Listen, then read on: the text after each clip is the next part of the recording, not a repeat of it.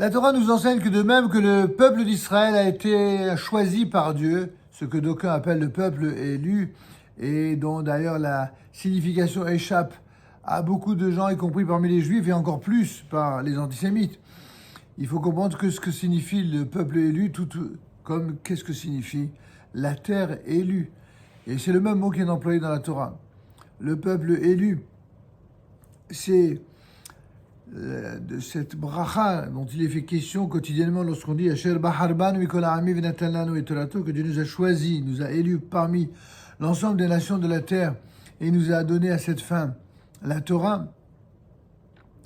Mais il est dit également à propos de la terre d'Israël, Eretz Israël, Eretz Asher Baharbah, Akadosh Baruch Hu a choisi, qui Bahar Loyah Israël Isulato.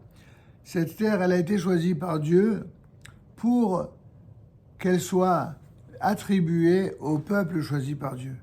Une terre, en quelque sorte, d'élection pour le peuple élu. Voici, dit la Torah dans la paracha, dans les nombres, dans le Sefer Bemidbar au chapitre 34, verset 2. Voici, dit la Torah, quel territoire vous sera donné en partage. Le pays de Canaan selon ses limites. La terre m'appartient, dit l'Éternel. C'est ainsi que rapporte le roi David dans ses psaumes, au psaume 24, premier verset. À l'Éternel appartient la terre et ce qui la remplit. Adonai haaretz umlo'ah. Mais il est dit de même, Israël m'appartient. Kili, kola haaretz, kili, eretz Israël, kili, am Israël. Dans le Lévitique 25, 55, c'est à moi que les enfants d'Israël appartiennent comme esclaves. Il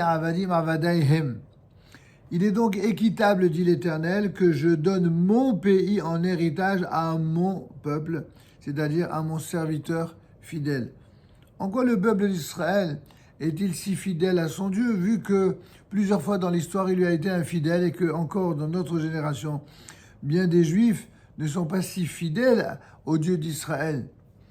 La réponse, elle est dans le fait de l'interdépendance, de cette sorte de solidarité, parfois malgré elle, qui existe entre les Juifs.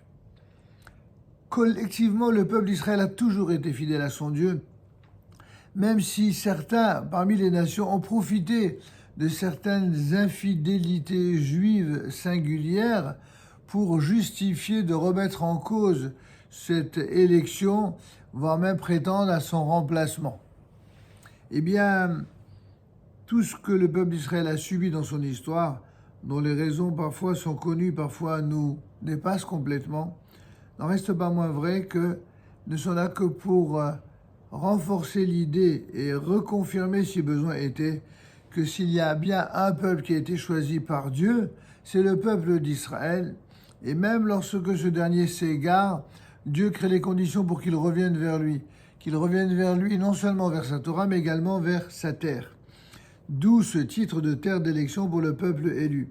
On peut faire la comparaison avec un roi, dit le Midrash, qui a un fils qu'il préfère à tous les autres. Non pas qu'il les préfère vraiment, mais que ce roi a un aîné et il a d'autres enfants qui sont également des enfants. Mais la seule préférence, entre guillemets, elle n'est pas toujours une préférence affective, mais une préférence d'attribution.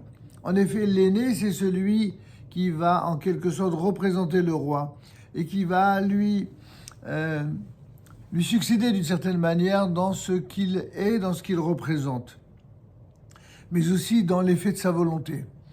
Et donc, ce roi qui a un fils qu'il préfère, entre guillemets, à tous les autres et qui possède une vigne plus précieuse que toutes ces autres terres.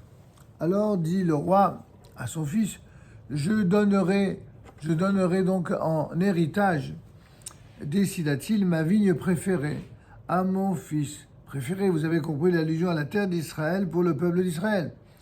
Car cette terre d'Israël n'est pas comme les autres pays du monde. Ceux-ci, c'est-à-dire les autres pays de la terre, du globe terrestre, ceux-ci obéissent aux lois de la nature, tandis que la terre d'Israël ne répond pas aux lois de la nature. En effet, lorsqu'elle est bénie par Dieu, elle produit beaucoup, même si l'on y sème peu, pardon. Ses habitants mangent peu et leur nourriture leur profite.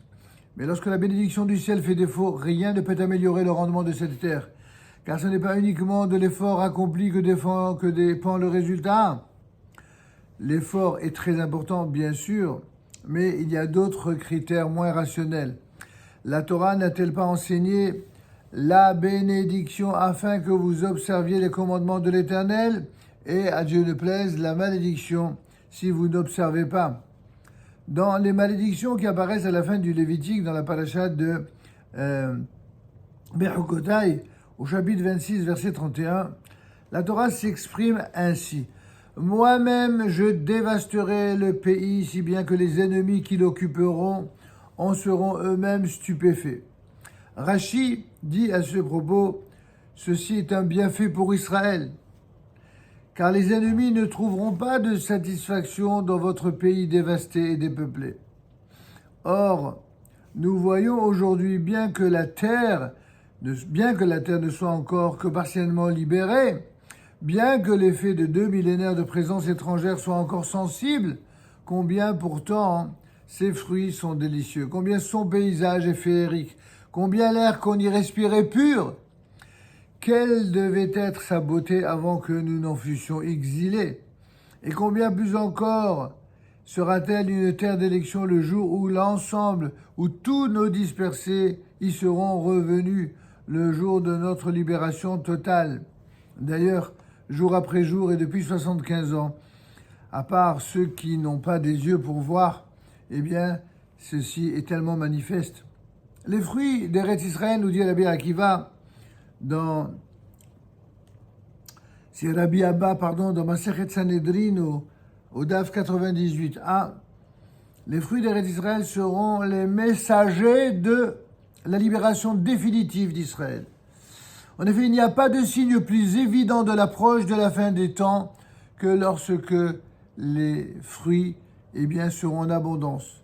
Il est dit dans Yecheskel 36:8, « Et vous, montagnes d'Israël, vous donnerez vos frondaisons et vous protégerez vos fruits pour mon peuple d'Israël, car ils sont prêts de revenir. » C'est ainsi que Rashi, en commentant ce passage, nous prédit, nous explique, lorsque la terre d'Israël donnera ses fruits avec générosité, alors la fin des temps se rapproche. Or, ça fait déjà 150 ans que les fruits ont commencé à apparaître, et depuis 75 ans, les fruits remplissent les vergers d'Israël et tous les déserts se transforment en véritables vergers magnifiques. Et ce fut le cas au premier temps de notre séjour dans cette terre bénie. Il est dit en effet dans le Deutéronome au chapitre 11, verset 11, « Le pays que vous allez conquérir est un pays de montagnes et de vallées. » S'agit-il là d'un désavantage du pays? Non. Car pourquoi parle-t-il en même temps des vallées qui par définition sont faciles à cultiver? De même que les vallées produisent des moissons abondantes, ainsi les montagnes, elles aussi, donneront des fruits délicieux. C'est là où nous voyons la beauté, la diversité des terres en Eretz Israël, qui est conforme, dit Rabbi Shimon Bar Yochai, à la diversité des tribus qui viendront les exploiter.